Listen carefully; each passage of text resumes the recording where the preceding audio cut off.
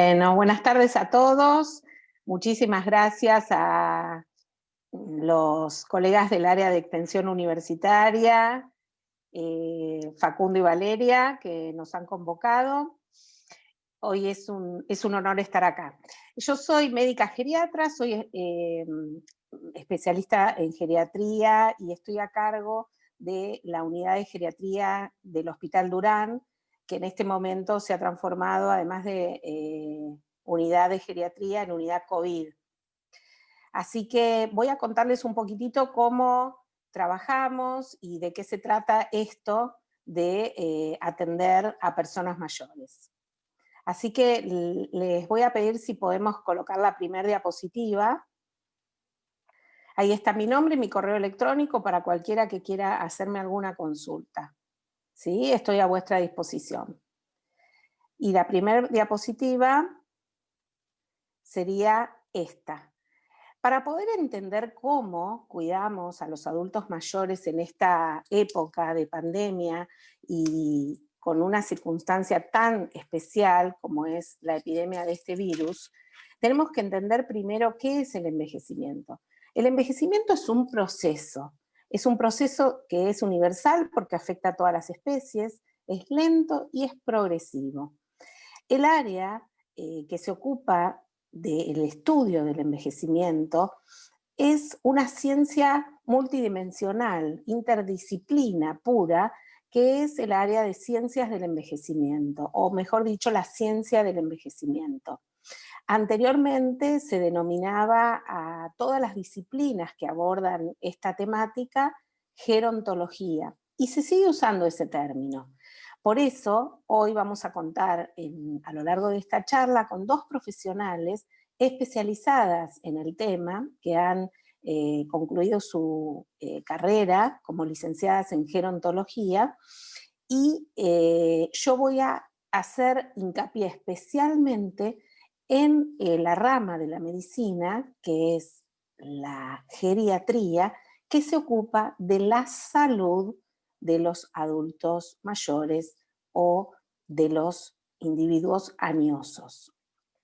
Entonces, como les decía, el envejecimiento entraña muchos cambios y como proceso, que les dije inicialmente, que implica una reducción de todas las reservas fisiológicas. Implica también una disminución de la resistencia a los distintos estímulos relacionados con el estrés, por ende, todo lo que tiene que ver con emociones, con infecciones, con agentes que interfieren en el normal equilibrio de la vida.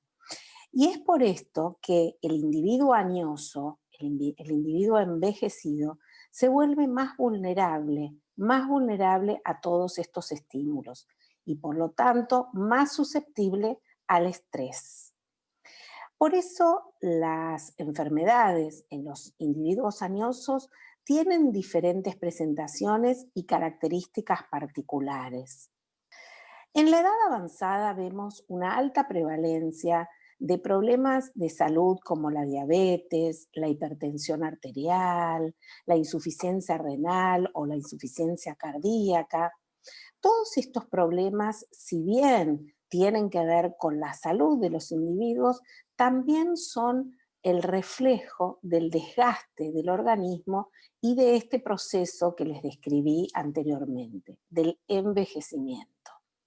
Por lo tanto, hay muchas cuestiones que en algunas circunstancias no son tratadas como enfermedades, sino son entendidas como propias de la edad avanzada. Ahora bien, veamos cómo impacta el virus y cómo impacta cualquier agresión en el organismo de los individuos. Impacta diferente según los distintos tipos de presentación del envejecimiento en de las distintas personas.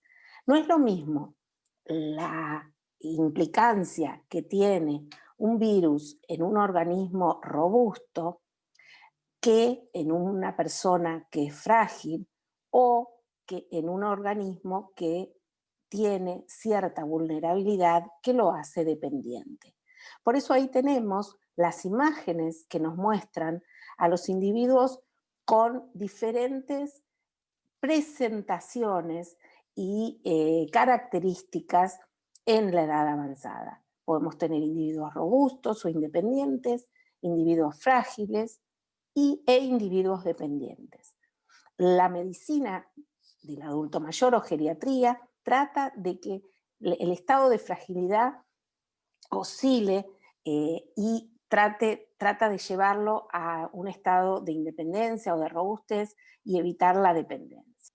Acá tenemos dos imágenes, una señora totalmente independiente, en el centro la mujer frágil y a la derecha la mujer dependiente.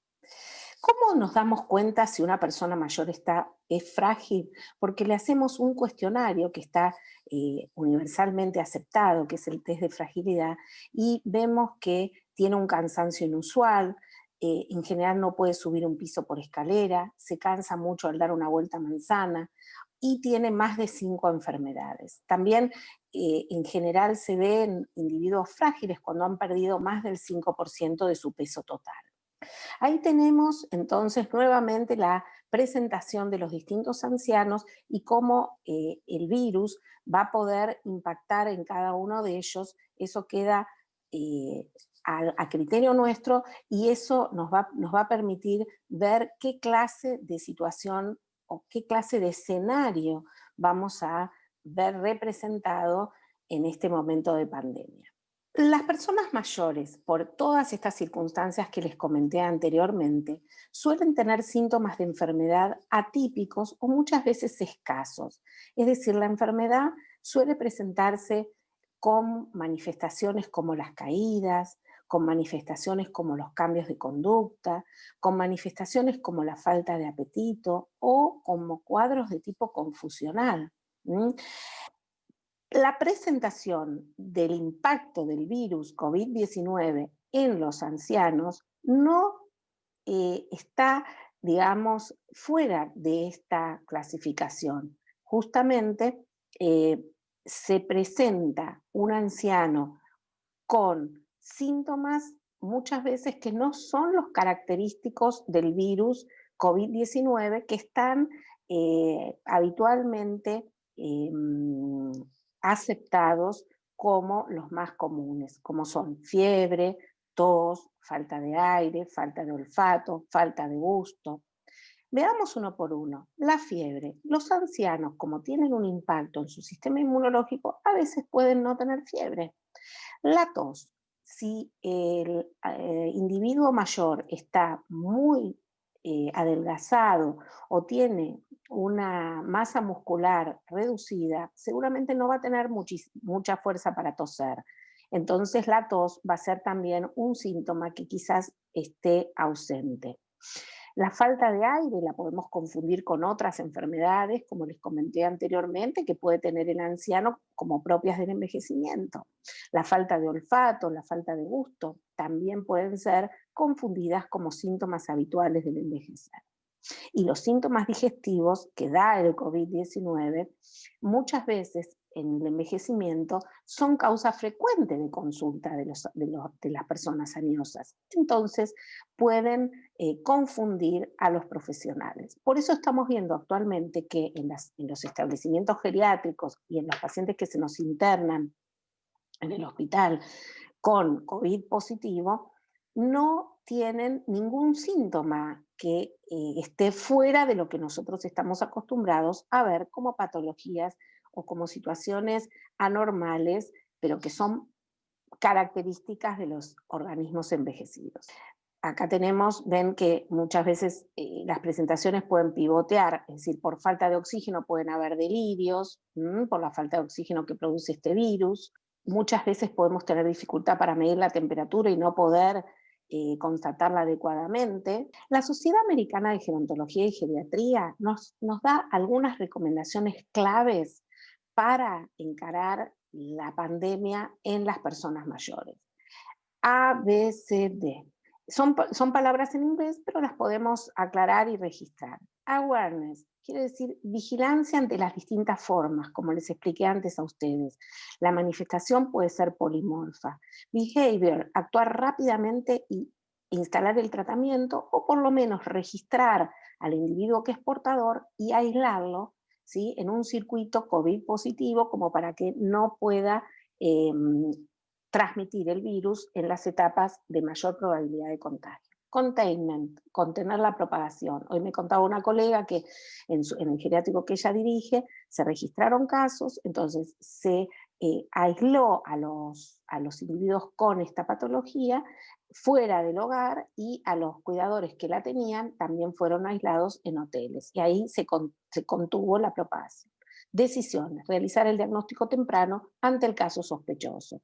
Es decir, ante un anciano que se comporta en forma diferente, estar alerta porque hay que hacer diagnóstico diferencial con esta infección viral. Escenarios para el equipo de salud, ¿cuáles son? Monitorear los tratamientos, porque ¿qué pasa? Nosotros tenemos esta presentación, pero los escenarios son múltiples. Del anciano en el domicilio vamos a tener que monitorear los tratamientos, tenemos que enseñarle al adulto mayor a realizar medidas de cuidado personal, a tener en cuenta cómo es el distanciamiento social y las medidas de higiene, cómo son, valoración de lesiones en piel que puedan estar insinuándose y que la persona mayor por el distanciamiento social no esté consultando. Seguir lesiones osteoarticulares por actividad física que esté haciendo el individuo en su domicilio sin supervisión. Tenemos que hacerle recetas por WhatsApp o por internet. ¿Qué otros escenarios? El escenario de la internación, por ejemplo, como nos está pasando ahora en la unidad de geriatría. Tenemos varios pacientes que vienen de hogares geriátricos o de su domicilio con síntomas sospechosos y se confirma la presencia de la infección viral. Tenemos que valorar el caso, cuantificarlo si es leve, moderado o severo, hacerle estudios clínicos como si no tuviese esta enfermedad, es decir, como cualquier otro diagnóstico, utilizar los marcadores que utilizamos característicos para ver la evolución del virus, como el dímero D, ferritina, fibrinógeno, proteína C reactiva y hepatograma, que son marcadores de evolución de la enfermedad, y también no descuidar los cuidados generales, hidratación, nutrición, mantenimiento funcional.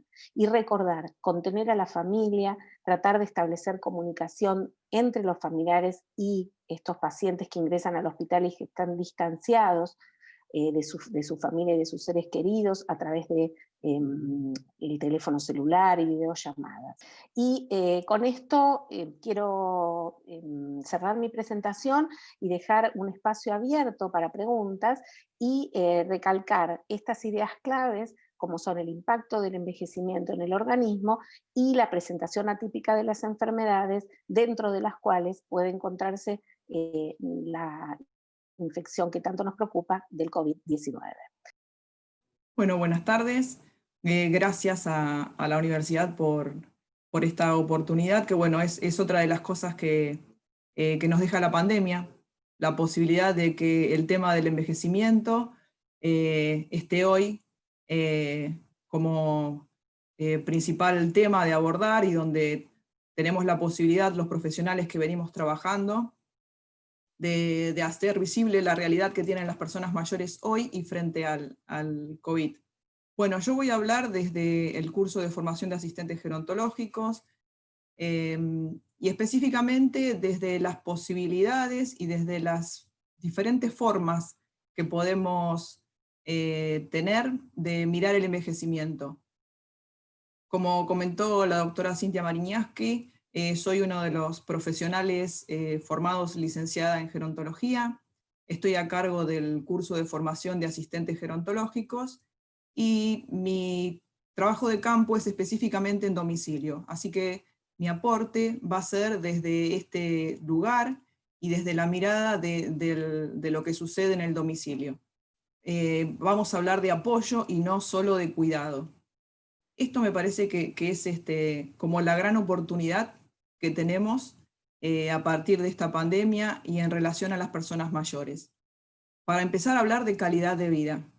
Y el término calidad de vida, si bien el concepto está implementado desde el año 2002, este concepto tiene la particularidad que tiene en cuenta 8 ámbitos donde, por ejemplo, tenemos el desarrollo personal, la autodeterminación, las relaciones interpersonales, la inclusión social, los derechos, el bienestar emocional, el bienestar físico y el bienestar material, que puntualmente congrega estos tres grandes temas donde trabajamos todos los especialistas en gerontología, que son la independencia, la participación y el bienestar de las personas mayores. Por eso es que preferimos hablar de apoyo y no solo de cuidado. Respecto del envejecimiento, lo que tenemos es que el tiempo nos está atravesando a todos.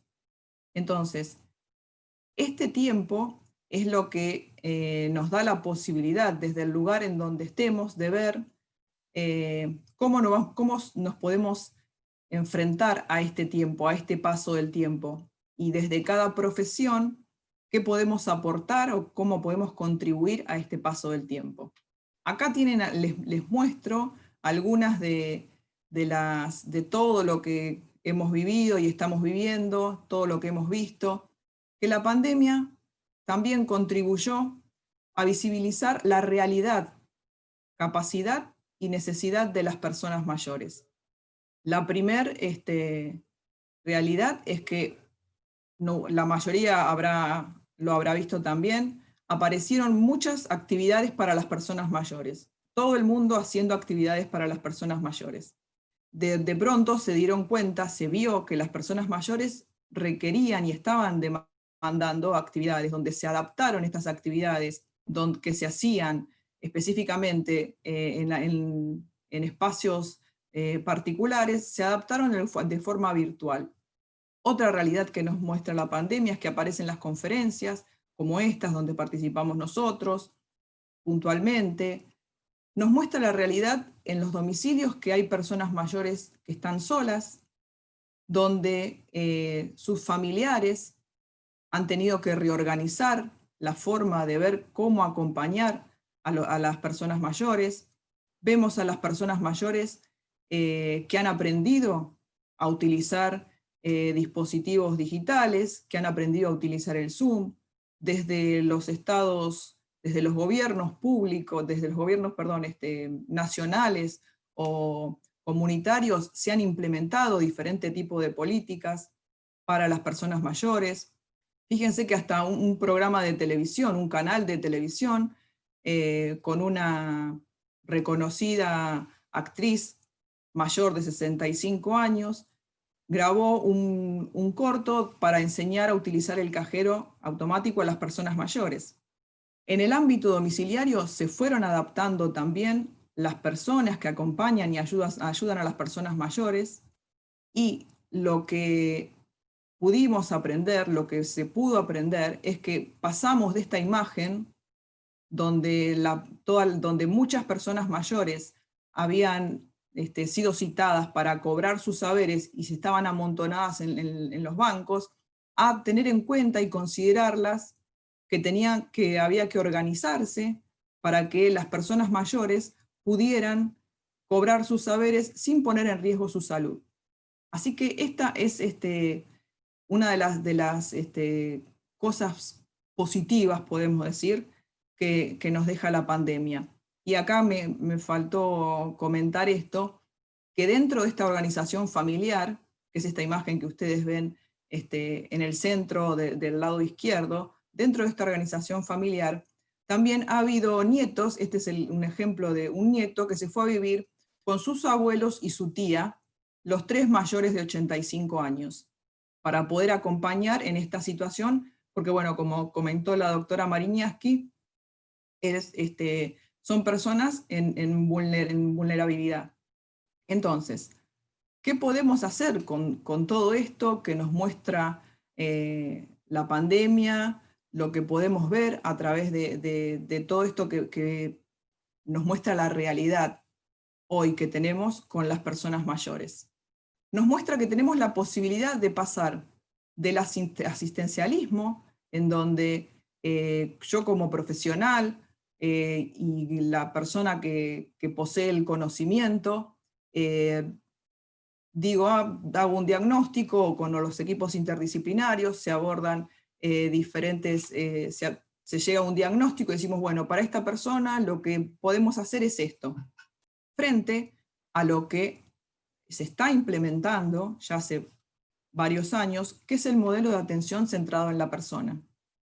Este modelo de atención está basado en el concepto de calidad de vida, donde lo principal son los derechos de las personas mayores y la dignidad de las personas mayores.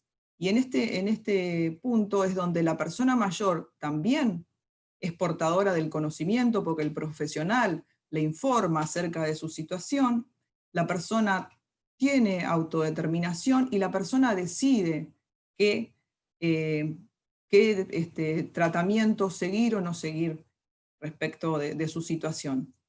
También otro de los modelos que tenemos desde los diferentes profesiones, podríamos pasar desde la valoración, desde las actividades básicas, instrumentales y avanzadas de la vida diaria, a comenzar a valorar desde las actividades avanzadas, donde ya desde el momento que vemos que la persona mayor tiene alguna dificultad en sus relaciones sociales para continuar con sus relaciones sociales, como por ejemplo por algún motivo deja de salir de su casa, deja de participar de actividades donde participaba con placer, a después empezar a valorar actividades instrumentales y por último valorar actividades básicas de la vida diaria. ¿Qué nos da esta forma de valoración inversa de las actividades de la vida diaria? Que nos da la posibilidad de intervenir cuanto antes, para obtener la posibilidad de tener más rango de intervención y más rango de posibilidades respecto de todo lo que podemos hacer o todo lo que le podemos ofrecer a la persona mayor. Y otro punto central es pasar de la intervención a la gran dependencia cuando ya la persona no puede valerse por sí misma, a la intervención en principio acá quedó, a ver, ahora lo estoy viendo, recién lo estoy viendo, desde la intervención a la gran dependencia, a la intervención en la dependencia moderada. Entonces, cuando ya tenemos un diagnóstico de dependencia, donde la dependencia es una dependencia moderada, ya ahí tenemos que estar interviniendo. Ahora les voy a compartir un video para que ustedes vean que este modelo de atención centrado en la persona, cómo se puede aplicar y para que vean que es viable y no solamente lo podemos implementar los profesionales, también lo pueden implementar los familiares. Lo que van a ver es una situación de una señora mayor que tiene un diagnóstico de demencia frontotemporal, donde está con su asistente, y lo que quiero es que presten atención en cómo se comunican entre el asistente y la señora mayor, y que puedan ver este modelo diferente del asistencialismo al modelo de atención centrado en la persona. Los cosos. Bueno. Los cordones hay que atarse, a ver. No, yo los cosos los costrozo. A ver.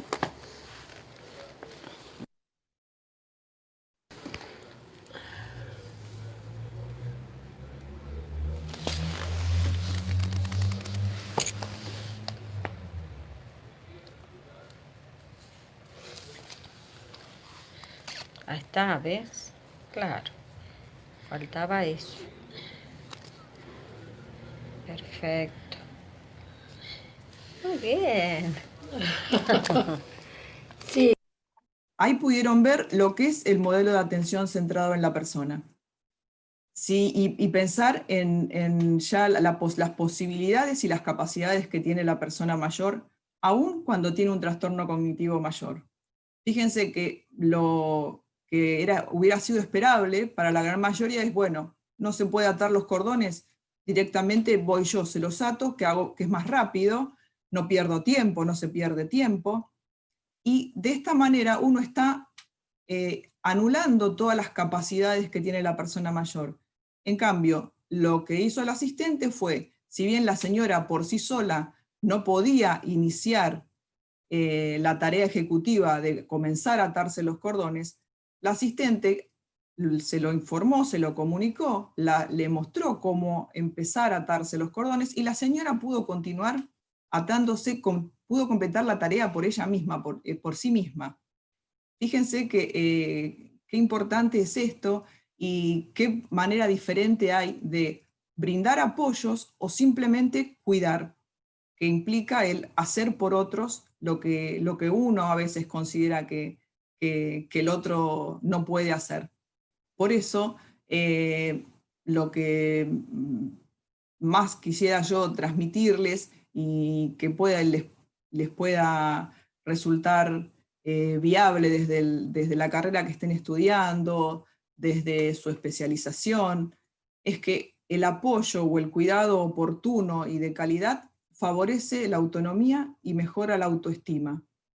Esto es poder modificar el modelo que tenemos de asistencialismo, que lo tenemos arraigado, incorporado, al modelo de atención centrado en la persona. Bueno, después le dejo la palabra a mi compañera, y también estamos abiertos a preguntas y a contestar desde la experiencia a lo que podamos contribuir. Muchas gracias. Hola, buenas tardes a todos y todas. Quiero agradecer a la universidad la posibilidad de este encuentro, que contribuye, creo yo, en estos tiempos de pandemia que tan angustiados nos tienen a todos. Yo soy Laura Salatino, soy licenciada en gerontología, especialista en psicogerontología y magíster en atención integral y centrada en la persona.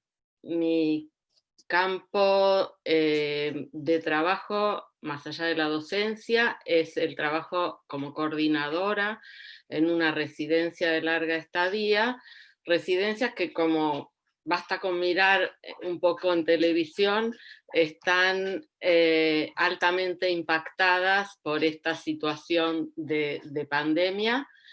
Y quiero que veamos un video que traje para que pensemos un poquito sobre este impacto en las residencias.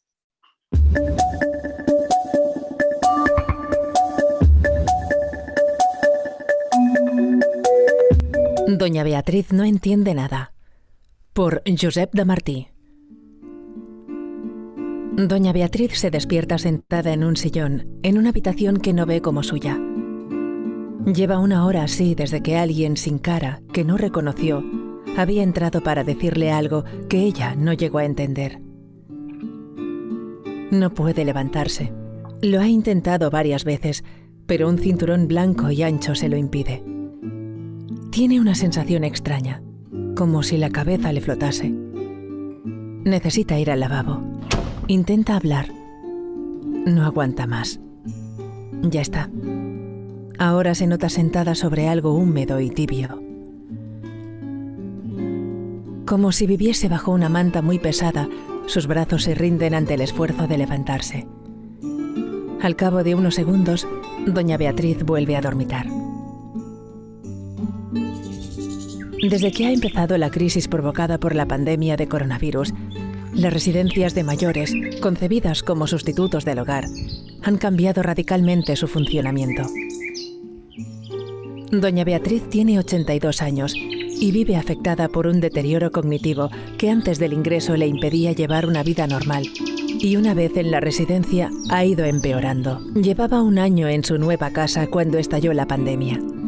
Entonces, a pesar de la demencia, su vida era en apariencia bastante satisfactoria, basada en unas rutinas que le hacían sentirse bien. La residencia intentaba que siempre atendiesen a doña Beatriz las mismas auxiliares, la misma habitación, compartida con otra residente que tenía un perfil parecido al suyo. La misma decoración, con elementos que sus familiares trajeron de casa. Bastante libertad de movimiento por la planta de la residencia. A doña Beatriz le gusta mucho caminar y se pasa el día de un sitio a otro dentro de un entorno controlado.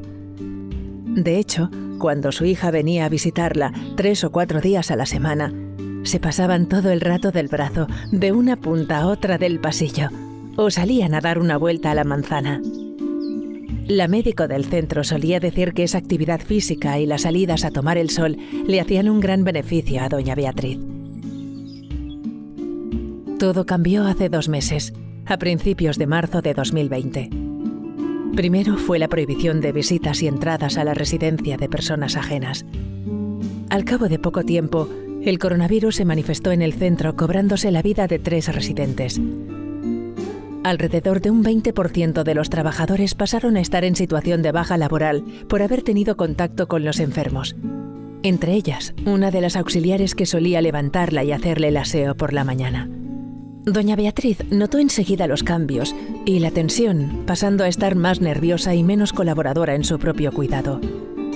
Cuando, después de una desinfección del centro llevada a cabo por una unidad militar, se pautó la primera sectorización de la residencia, se produjo el primer cambio de habitación. De un día a otro, doña Beatriz se encontró en un dormitorio en que la cama se disponía de forma diferente con relación a la puerta, la ventana y el armario. Ya no tenía las fotos y los adornos que habían traído de su casa. Ya no comía en el mismo comedor ni tenía el mismo pasillo. Se sentía constantemente perdida. La residencia pasó por días muy difíciles.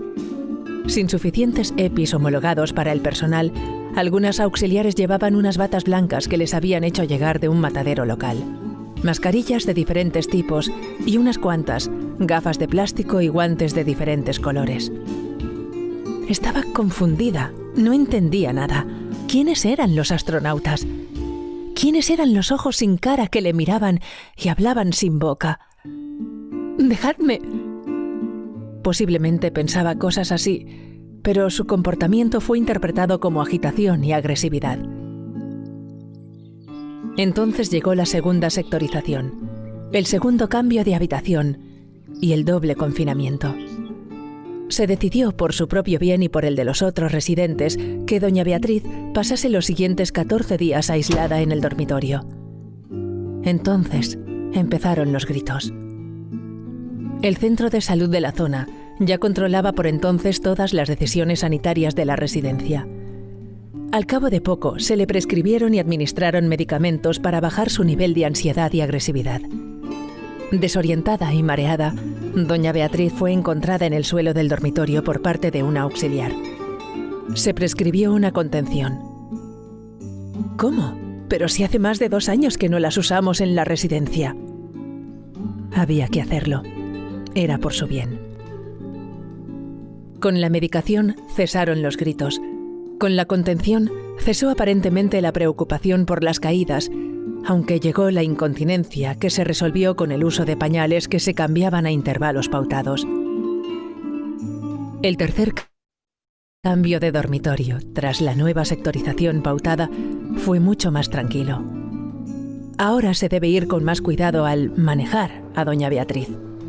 Los pocos momentos en que no tiene la contención, tiende a caerse y lo hace a peso, sin parar el golpe con las manos.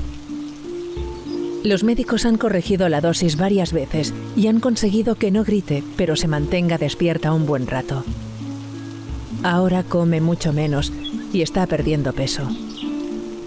Babea un poco, pero es por su bien. Además, hay que controlar la pandemia a toda costa.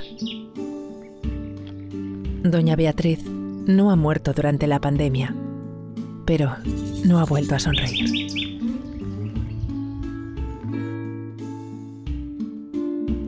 Bueno, muy triste el video.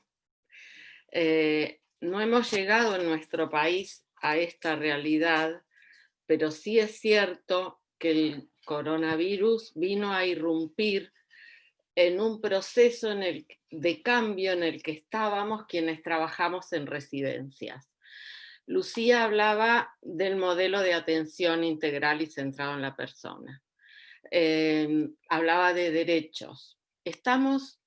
Paradójicamente, estamos en el comienzo del diseño del envejecimiento saludable propuesto por la Organización Mundial de la Salud,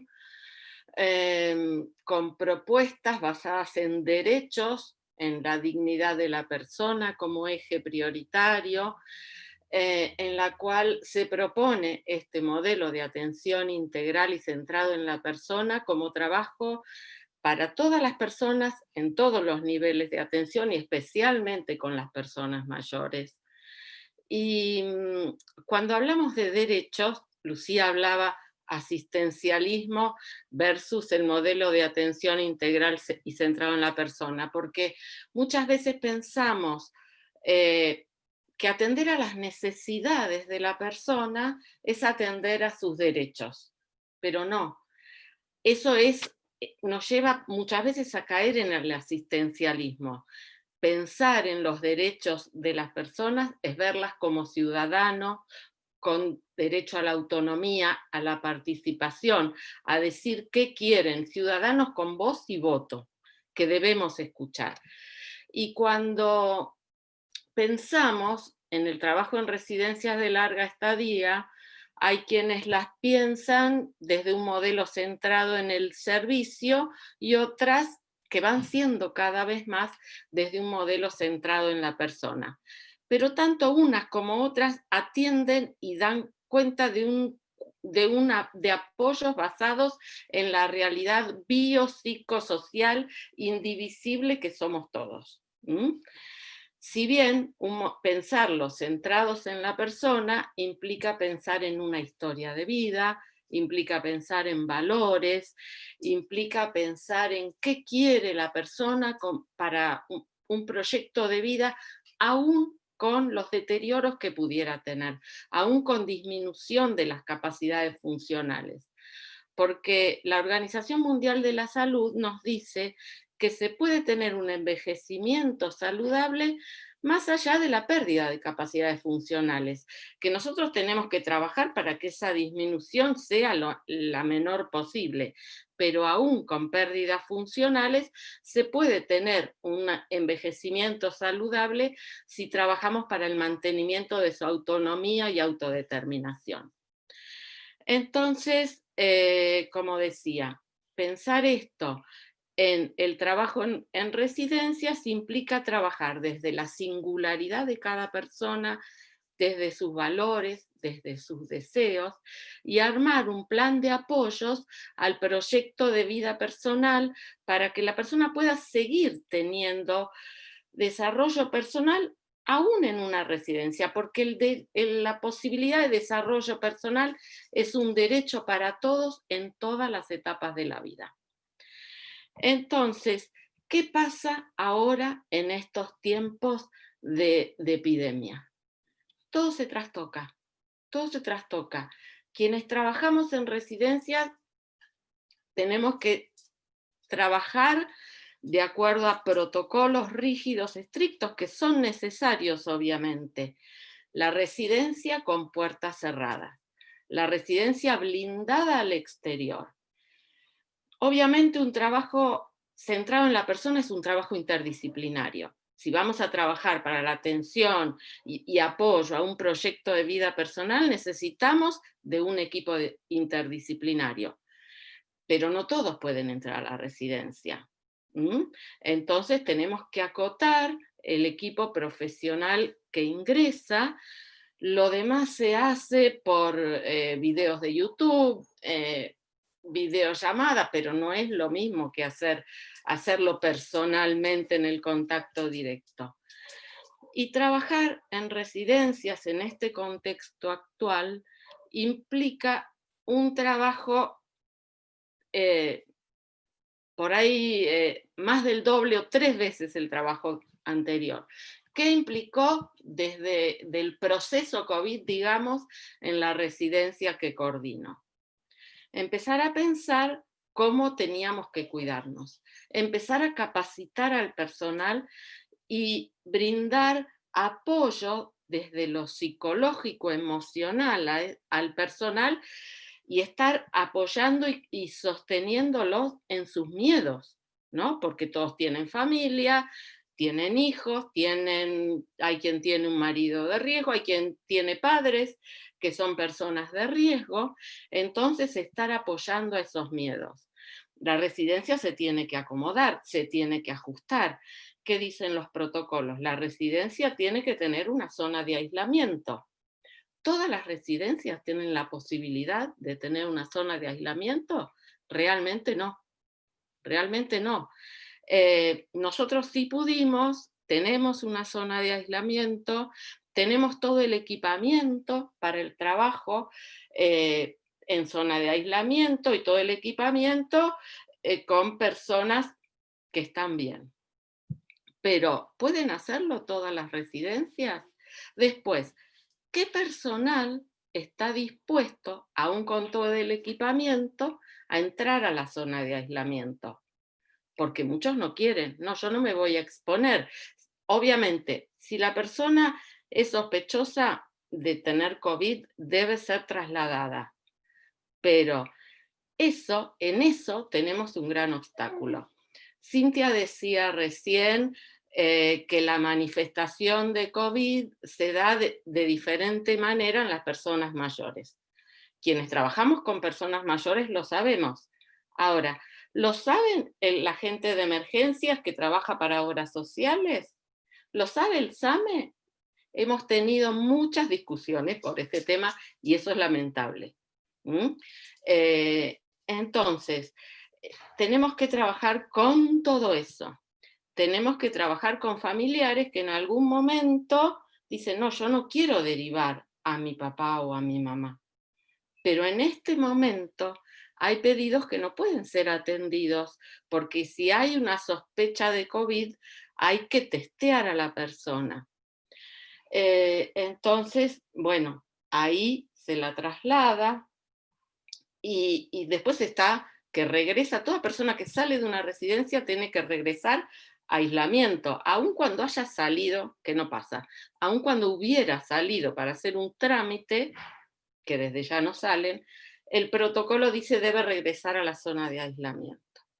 Después, ¿cómo se trabaja con el personal? Se lo capacita, se asignan sectorizando tantas personas por cada auxiliar, y que esas personas procurar que no se junten con los demás para prevenir el contagio, ¿no es cierto? ¿Y cómo hacemos con una familia que está angustiada y no puede venir a ver a su ser querido? De hecho, tenemos grandes ventanales y pueden venir a ver a través del vidrio y hablar por la ventana. No hace mucho frío todavía y lo están pudiendo hacer. Hacemos videollamadas, grabamos videos que mandamos y la familia nos manda videos para pasarle al residente, pero muchas veces el residente no se da cuenta que eso que está viendo en la pantalla es su hijo o su hija. Decía el video que vimos recién, alguien sin cara, que el residente que no puede, que tiene un deterioro cognitivo avanzado, de repente aparezca alguien con la cara tapada. Y entonces, ¿qué pasa en esa persona? Después el video hablaba de manejar a doña Beatriz. La persona mayor puesta en el lugar de alguien a manejar. En las residencias tratamos de evitar la contención. ¿Qué vimos en el video?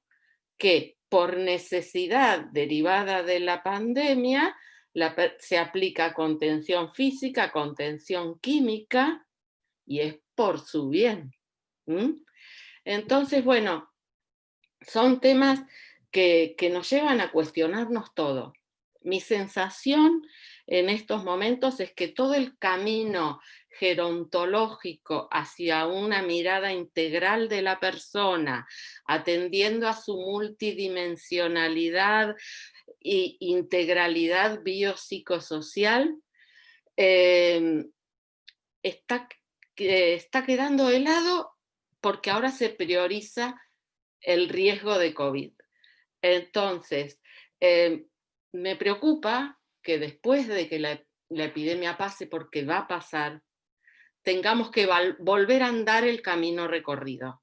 Espero que no, espero que nos sirva como toma de conciencia de qué debemos hacer, tanto en cuidados domiciliarios, tanto en residencias, que esto nos lleve a pensar y trabajar para el logro de la integración sociosanitaria y la integración entre los distintos niveles de atención. Espero que no se haya desandado el camino recorrido y bueno, creo que por ahora es todo y estamos abiertos a preguntas y consultas para todos y todas. Laura, justamente Claudia había preguntado en el chat si va a haber una manera de revertir todo esto. Espero que sí, pero que lo tenemos que hacer entre todos. Y a ver, creo que hay una demanda que ya estaba y que va a venir de las personas mayores justamente. Entonces, creo que es un camino que vamos a reconstruir todos juntos. A ver, la palabra crisis también es oportunidad. Bueno, que esta epidemia se convierta en oportunidad para cuestionarnos cosas y poder construir todos juntos hacia adelante. Esa es mi esperanza, al menos. Hoy le decía a la hija de una de las 8 ancianas que tenemos internadas en la unidad de geriatría, que como especialista que tengo caminados 20 años en la especialidad de gerontología y geriatría, esto es la antigerontología y geriatría. Sí. Tenemos que tener paciencia, estamos ante una pandemia, es un fenómeno humano, es un fenómeno que compromete a la humanidad, es un fenómeno biológico, netamente biológico, y la gerontología y las ciencias del envejecimiento es un constructo de miradas biopsicosociales. Entonces es muy difícil que podamos poner todo en un mismo plano. Vamos a hacer lo que podamos, esto seguramente va a dejar una secuela en la humanidad como fenómeno biológico, pero creo, Laura, que en función de tu planteo, todos los pasos que hemos dado hasta ahora de crecimiento y de conocimiento en las ciencias del envejecimiento están arraigados, han echado raíces, todo lo que mostraste y explicaste del video que está excelente, es un constructo de conocimientos que han llevado muchos años subrayar y delimitar. Así que pienso que estamos parados sobre eso y somos conscientes de que estamos haciendo la antigerontología y geriatría, como le dije hoy a esta hija, es tal cual como vos lo decís, y bueno, trataremos de hacer lo mejor posible para sortear estas situaciones. Tal cual. Para las 3, Cecilia había preguntado de qué manera se trabaja con aquellas personas que tienen maculopatía e hipoacusia, y si estas personas se conectan con afecto y caricias, pero no escuchan cuando lo llaman por teléfono, no pueden hacer una videollamada. Mira, hay una percepción, yo creo, de los cuidados. El adulto percibe los cuidados. Hoy realmente yo entré toda encapuchada, como vos explicaste, a la habitación, y una de las señoras que está es de las que mejor está mentalmente, me dice, la verdad que acá me atienden mejor que en el geriátrico donde estoy.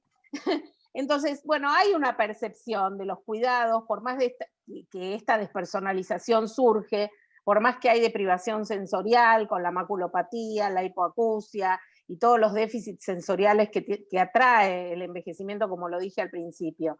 Pero yo creo que hay una percepción en los cuidados, hay una percepción de afecto y de atención centrada en la persona, y eso es invisible y no se puede, digamos, cuantificar, pero existe. Hay algo que quiero resaltar y que se me pasó y no lo dije, es en estas videollamadas que hacemos o videos que mandamos a las familias, cómo son las personas mayores, aún con deterioros, aconsejando a sus hijos cuidarse, y cómo la preocupación por los hijos y nietos está. Y por otra parte, dentro del grupo de residentes, el apoyo entre ellos. O sea, en este momento que hay un montón de actividades que no pueden tener porque no pueden ingresar los profesionales, cómo entre ellos se apoyan y cómo también el personal de contacto directo crea juegos y de manera creativa tratan de hacer lo mejor que pueden por los residentes y cómo los residentes lo valoran, y el apoyo mutuo entre residentes es notable. Y algo que me pasa con una persona que siempre por ahí nos comunicamos y nos sonreímos mutuamente, y ella me dice, yo igual sé que está sonriendo, porque veo tus ojos, o sea, yo estoy con el barbijo, pero ella sabe que yo estoy sonriendo. Y la percepción, como decía Cintia, está. Yo creo que está siempre. Karina pregunta, ¿qué temáticas son más necesarias de investigar actualmente en relación al envejecimiento para continuar instituyendo estos nuevos paradigmas, para luego mejorar las capacitaciones y las prácticas profesionales? Lucía, ¿querés contestar vos? No, no sé si como alguna temática en particular. Sí, considero que es muy necesario que todos los profesionales se capaciten en gerontología, en esta mirada interdisciplinaria, y después será un modelo de atención centrada en la persona. Pero es fundamental que todos los profesionales tengan una capacitación respecto de esto. Y en relación a lo que pasa en los domicilios hoy, personas mayores, esta situación lo que permitió es visibilizar la realidad, también facilitó que las familias también puedan ver a sus mayores, que a lo mejor en algunas situaciones no se los visitaba frecuentemente o no había comunicación fluida, y ahora, a partir de ser personas de riesgo, de mayor riesgo para el contagio, empezaron a estar más presentes respecto de sus adultos mayores. Y en otras situaciones han llevado a sus mayores, a sus madres, a sus padres, a convivir con ellos. Yo, desde la experiencia de domicilio, estoy con dos casos en los que las familias han llevado a convivir a sus madres con ellas, y para estas señoras fue la oportunidad. Había las señoras que ella quería estar en familia, y bueno, esta situación le dio la posibilidad de estar en familia y de recuperar un vínculo que a lo mejor por la distancia, por la falta de tiempo en el día a día, no podía fortalecerse, y esta situación dio esa oportunidad. Pero creo que lo principal de la pandemia es esta realidad que, bueno, de la que tenemos la oportunidad de aprender y de poder implementar, bueno, todo esto que conocemos y sabemos de la gerontología. Coincido con lo que estás diciendo, Lucía, con respecto a la formación gerontológica, que tendría que estar para todos los profesionales, el personal de enfermería, porque, por ejemplo, en provincia no está reconocido el auxiliar gerontológico. No. Tienen que ser enfermeros, auxiliar de enfermería. Y la mayoría de las veces no tienen formación gerontológica. Entonces ahí estamos en problemas, y cuando vienen a trabajar a la residencia tenemos que hacer la capacitación gerontológica. Y eso es fundamental si queremos cambiar las realidades. Sí, sí. En relación a lo que estaban diciendo ambas, una última consulta dice si tienen algunos consejos para enfermería que hace prestaciones domiciliarias con ancianos. En primer lugar, yo creo que hay que tener una mirada integral, como dijimos antes, biopsicosocial, tener muy en cuenta enseñar las medidas de higiene y todos los protocolos que ustedes ya saben, tener en cuenta que el anciano que está en su domicilio puede tener cambios de conducta, así como se vio en el video, por cambios de las circunstancias que lo rodean, ¿sí? Y de las personas que lo rodean. Entonces hay que estar atento a esto y no desesperar, porque los cambios de ambientes y de situación pueden dar consecuencias intensas. Hay que darle tiempo al anciano para que los pueda procesar. Hay que cuidar mucho la nutrición, la administración de nuevos medicamentos, ¿sí? Y por sobre todas las cosas hay que atender a la familia, que también está muy angustiada y está ante una situación incierta. Hay que atender a la familia que está en ese domicilio y hay que atender a la familia que muchas veces tampoco lo visita al anciano y se conecta directamente con sus cuidadores. Así que hay mucho por hacer y prestar atención a quizás los mínimos detalles. Espero que esta crisis que estamos atravesando sea oportunidad, se convierta en oportunidad, como dije anteriormente, y que nos permita cuestionarnos cosas, ¿no es cierto?, para ir construyendo hacia adelante desde nuevos modelos, respetando derechos, atendiendo la singularidad de cada persona, y que lo podamos ir construyendo juntos entre todos. Gracias a la universidad por esta posibilidad y gracias a todos.